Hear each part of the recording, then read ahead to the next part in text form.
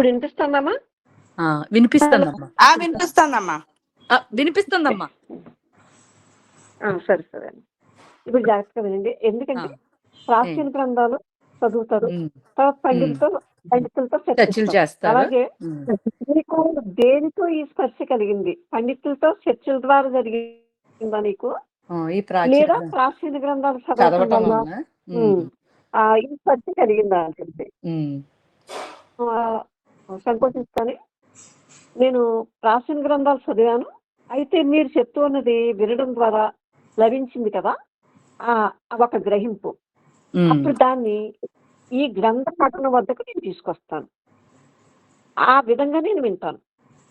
ఈ స్థితి ఉంటుందన్నమాట. కాబట్టి ఏదో కొంత నేను సృజించగలిగాను, అంటే కొంత సామీప్యానికి రాగలిగాను అని చెప్పారన్నమాట. అయితే ఇక్కడ ఎందుకు అని అడుగుతున్నారు. అంటే క్వశ్చన్ కాదు. ఇలా చెప్పినప్పుడు ఎందుకు అని అడిగినప్పుడు ఆ ఎందుకు అనేది ఏంటంటే, నన్ను ఈ ప్రయాణంలో అడుగు వేయమంటున్నటువంటి ఒక తీరు అని నాకు అనిపిస్తుంది. ఎందుకంటే ఇది సృజించడం అనేది మాట ద్వారా జరగదు. అంటే మీరు చెప్పేటప్పుడు వినటం ఒకటి ఉంది కదా, లేదా చర్చల ద్వారా, అంటే మాట ద్వారా ఇది జరగదు. అలాగే ఇది అదికి సన్నిహితమైనట్లు అనిపిస్తుంది. ఇప్పుడు నేను ఈ ప్రాచీన గ్రంథాలు చదువుతూ ఉన్నప్పుడు మనసు ప్రశాంతమైనా కూడా నేను తోటలో ఒంటరిగా కూర్చుని పక్షుల పాటలు వింటున్నప్పుడల్లా, ఆ మందమారుతపు స్పర్శ సోకినప్పుడైనా అదితో సన్నిహితమైనట్లు అనిపిస్తూ ఉంటుంది నాకు. అప్పుడు కే అనే ఆ వ్యక్తి ముఖ్యం అవుతాడా అని అడుగుతున్నారు ఆవిడ.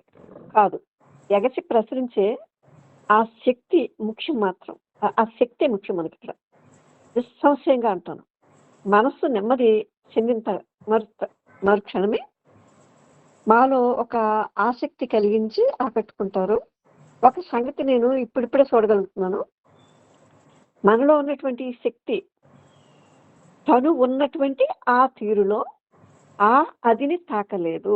ఇక్కడ చూసారు, జాగ్రత్తగా విన్నారు కదా. ఇక్కడ మనలో అంటే ఇది కొంచెం నెమ్మదిస్తుంది.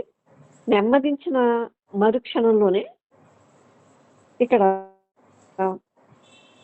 మనం ఆసక్తి కలిగించి ఆకట్టుకుంటూ ఉంటాం.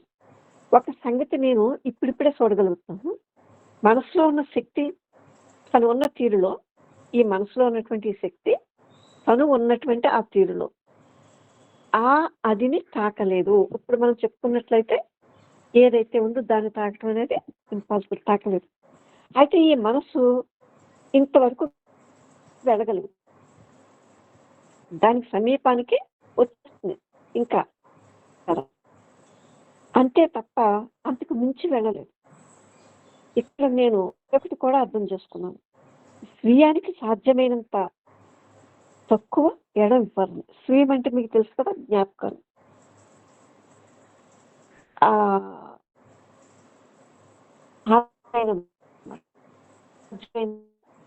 ఇవ్వాలని అవి లేకుండా చూసుకోవాలి. కృష్ణ అన్నారు అవును అంటే దాని సాధ్యమైన తక్కువగా సాగనివ్వాలి.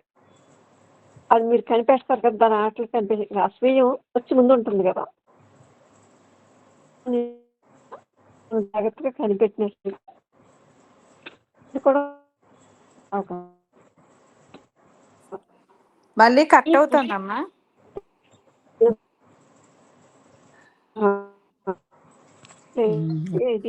డిస్టర్బెన్స్ వస్తుంది.